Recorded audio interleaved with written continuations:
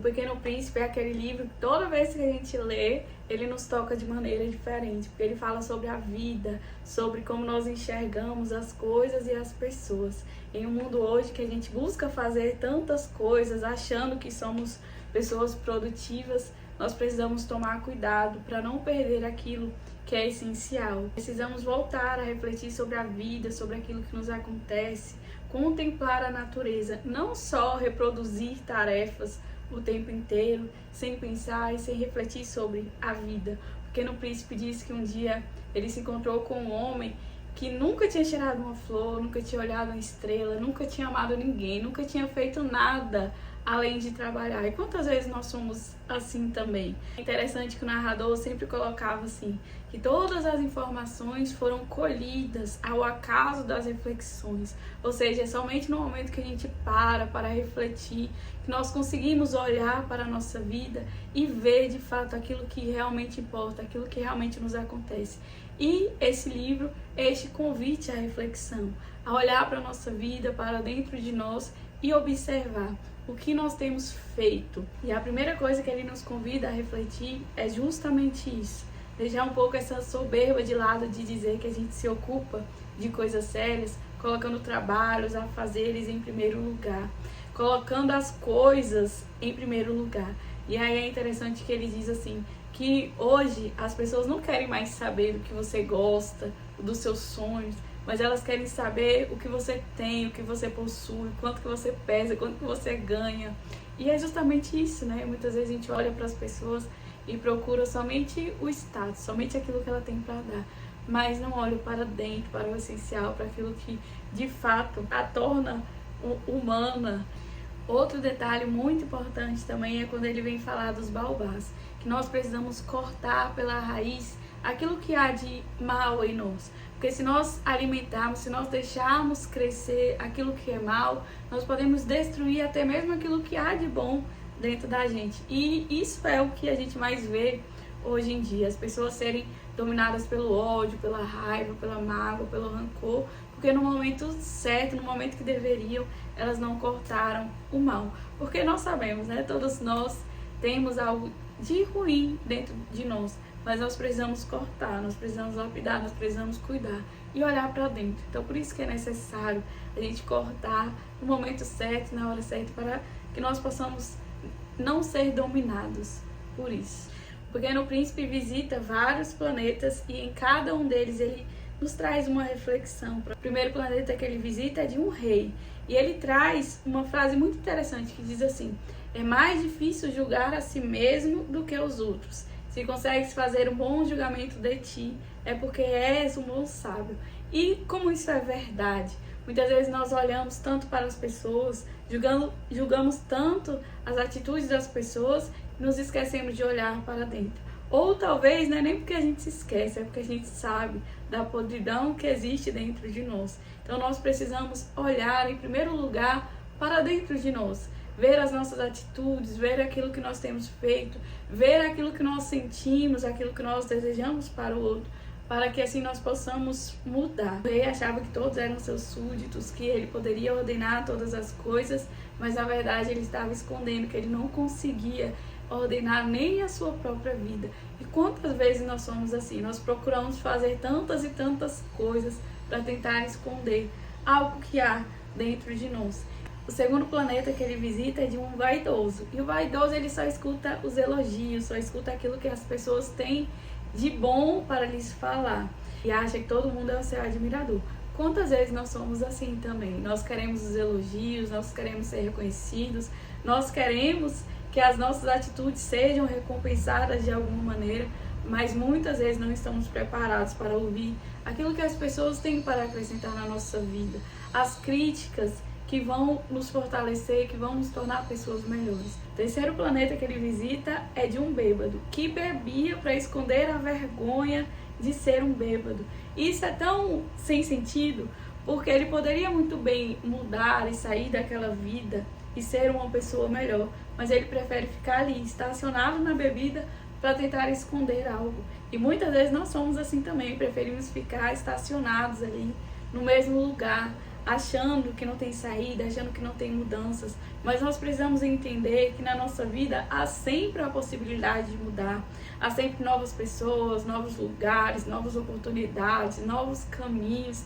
Então, todos os dias nós temos este poder de mudar, de recomeçar, de transformar algo que não foi bom, de consertar aquilo que nós erramos. Nada adianta ficarmos estacionados, parados no mesmo lugar, nos lamentando por aquilo que nos aconteceu, por aquilo que nos acontece. Sempre quando falam de pessoas bêbadas, eu lembro do texto A Morte é a Morte, de Quincas Berro d'Água, que era um homem que era bem sucedido, tinha uma família bem construída, e infelizmente se deixou levar pela bebida, e a bebida destruiu toda a sua dignidade. Então assim, quanta coisa, quando a gente para pensar, né? Quanta coisa esse homem ele perdeu por conta da bebida, quantas coisas ele deixou de viver, de celebrar, porque se deixou levar por essa bebida. Então, quantas vezes nós somos assim? Nós estacionamos em um lugar, achamos que não há possibilidade de mudança e perdemos muitas e muitas coisas. Perdemos muitas outras oportunidades. Eu mesma, por exemplo, vivi um relacionamento abusivo por muitos anos, achando que não tinha outro caminho, não tinha outra saída, que era aquilo mesmo e que eu tinha que suportar aquilo mesmo. A partir do momento que eu saí, que eu pude ver que ainda existia muita vida, ainda existia muita possibilidade. Então, muitas vezes nós estamos perdendo a nossa vida com o nosso comodismo, achando que não tem mais saída, mas na verdade não. Sempre há uma saída, sempre há novos caminhos para a gente percorrer. O quarto planeta que ele visita é o planeta de um homem de negócios, que dizia que se ocupava de coisas sérias e que possuía todas as estrelas. Por isso ele contava todas as estrelas. E eu acho engraçado que o Pequeno Príncipe vira para ele e diz assim: mas de que adianta você possuir as estrelas? Eu, por exemplo, tenho uma flor e 3 vulcões. E eu sou útil para eles porque eu rego, os protejo, eu cuido. Mas você não tem utilidade nenhuma para as estrelas. Para que você possui? Ou seja, muitas vezes nós procuramos tantas e tantas coisas para que nós possamos possuir, mas não tem nenhuma utilidade, não tem nenhum motivo, não tem nenhum porquê. Isso é mais uma facada no nosso peito para a gente refletir.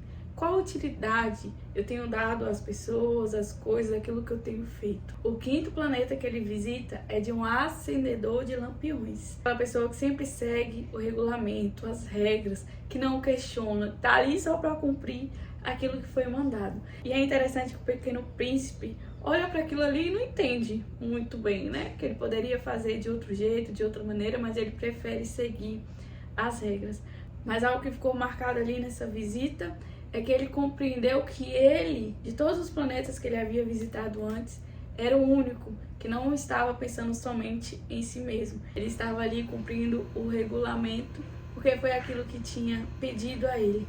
Muitas vezes nós olhamos demais, buscando somente aquilo que é nosso, os nossos próprios interesses. Nos esquecemos que nós estamos aqui neste mundo em função do outro.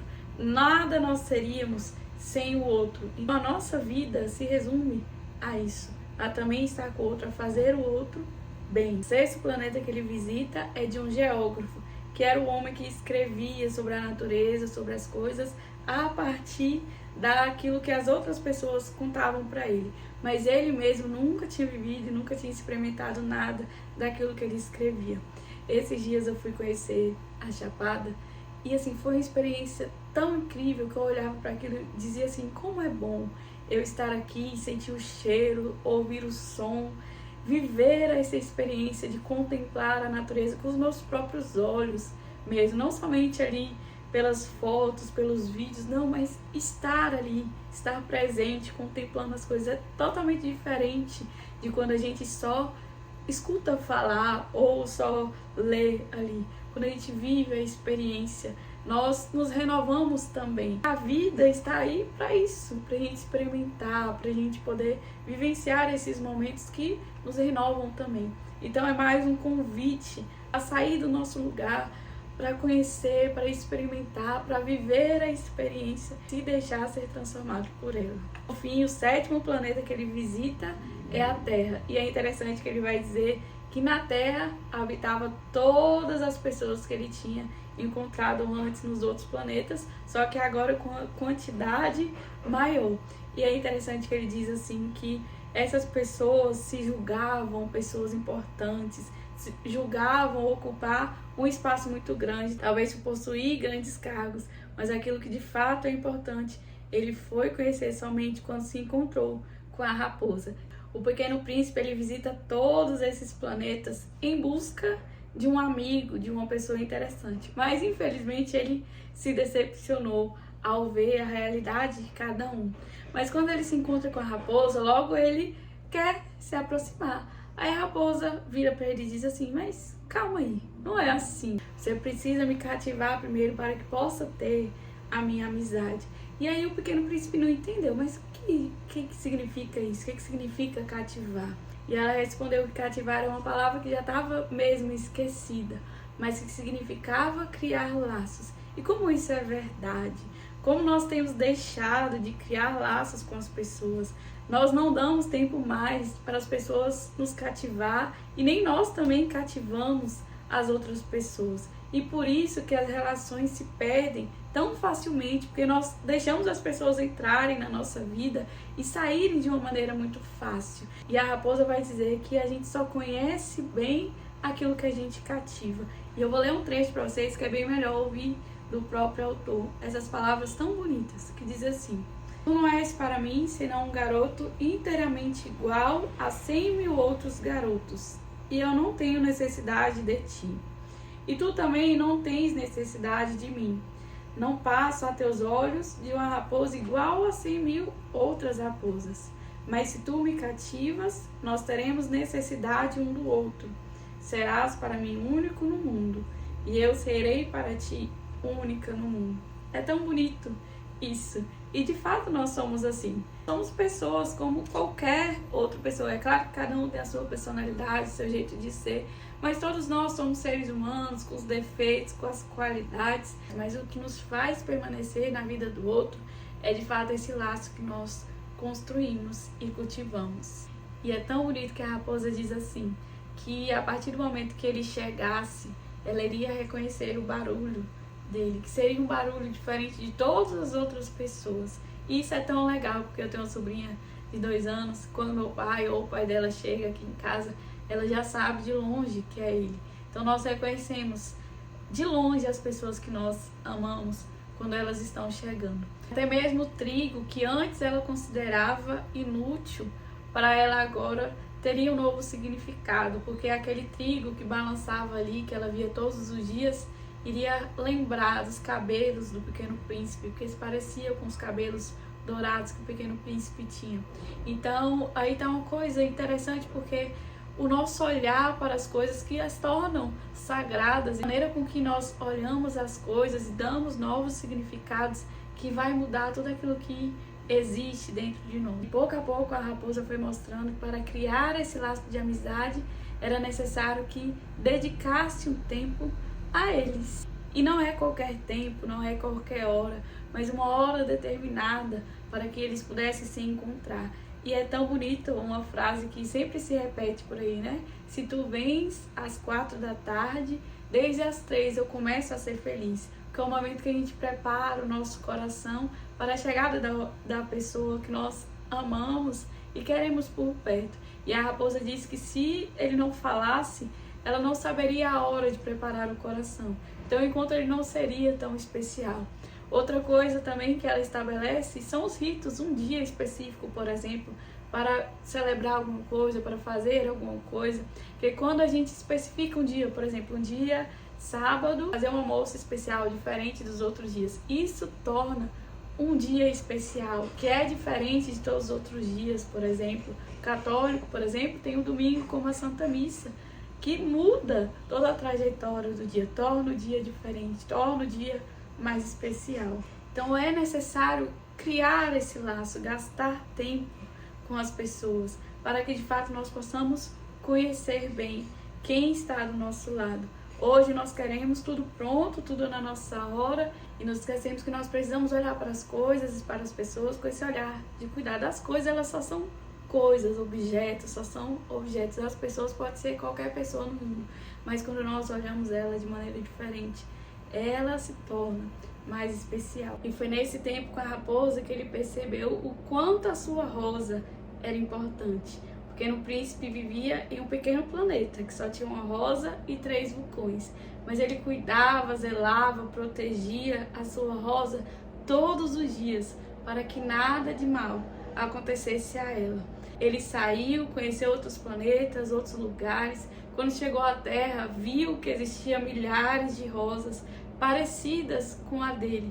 Ele chegou até a se decepcionar e dizer assim: eu achava que a minha rosa era a única no mundo, agora eu vejo que existem várias outras, como assim? E ele ficou triste por isso. Mas a partir dessa conversa com a raposa, ele percebeu que o que tornava a sua rosa única era o tempo que ele gastava com ela. E eu vou ler aqui mais um trecho, porque é muito forte esse momento que ele percebe isso. Diz assim: vós não sois semelhantes à minha rosa, vós não sois nada ainda. Ninguém ainda vos cativou, nem cativastes a ninguém. Sois como era a minha raposa. Era uma raposa igual a 100.000 outras, mas eu fiz dela um amigo. Ela é agora única no mundo. Sois belas, mas sois vazias, disse ele ainda. Não se pode morrer por vós. Uma pessoa que passasse e olhasse a minha rosa, pensaria que ela se parece convosco.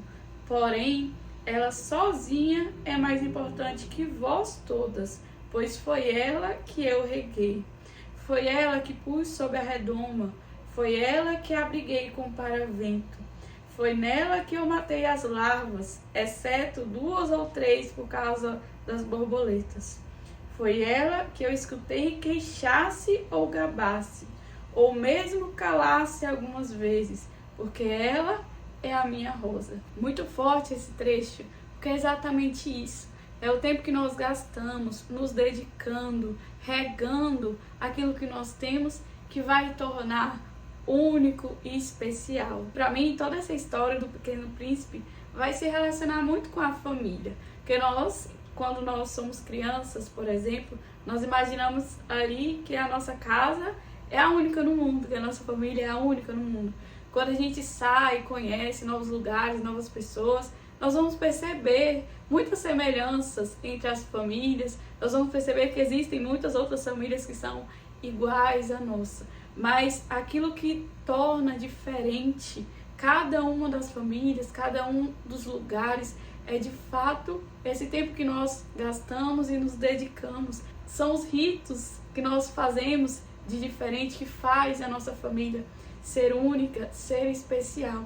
Por isso que aquilo que importa não é nem aquilo que a gente dá, mas o tempo que a gente gasta, o tempo que a gente cultiva. Isso sim torna especial. Para finalizar toda essa reflexão, o Pequeno Príncipe também traz uma analogia à passagem bíblica da Samaritana, que é uma das minhas preferidas. Estavam em um deserto e eles estavam cansados já, e chegou um certo momento que eles tiveram sede, tiveram que ir em busca de água.